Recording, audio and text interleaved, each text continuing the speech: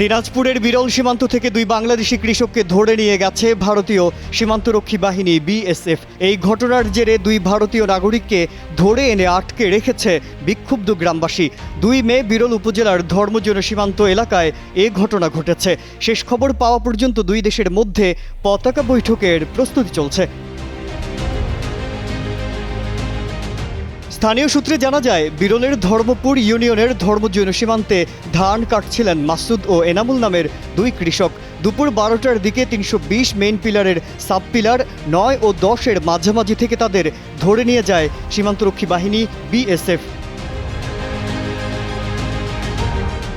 এ ঘটনায় জানাজানি হলে বিক্ষুব্ধ হয়ে দুই ভারতীয় নাগরিককে ধরে এনে আটকে রেখেছে স্থানীয় গ্রামবাসী। আটক দুই ভারতীয় নাগরিক হলেন অবিনাশ টুডু ও ফিলিপ সরেন। বান্ডেল থাকলে প্রতি সেনমানিতে টাকা বাঁচবে। বিকাশ সেনমানি বান্ডেল কিনে জিতুন প্রতি লেনদেনে। তাদেরকে প্রথমে কারুলিয়া প্রাথমিক বিদ্যালয়ে রাখা হয়, এরপর বিজিবির কাছে হস্তান্তর করা হয়েছে। আটকের বিষয়ে জানতে চাইলে ধর্মজৈন বিওপি ক্যাম্প কমান্ডার জানান, সীমান্তে ধান কাটার সময় দুই বাংলাদেশি নাগরিককে তুলে নিয়ে যায় ভারতীয় সীমান্তরক্ষী বাহিনী বিএসএফ। পরে স্থানীয় বাংলাদেশি নাগরিকেরা দুই ভারতীয় নাগরিককে আটক করেন। ইতোমধ্যে ভারতীয় সীমান্তরক্ষী বাহিনীর সঙ্গে আলোচনা হয়েছে। পতাকা বৈঠকের মাধ্যমে বিষয়টি সমাধান করা হবে বলে জানানো হয়।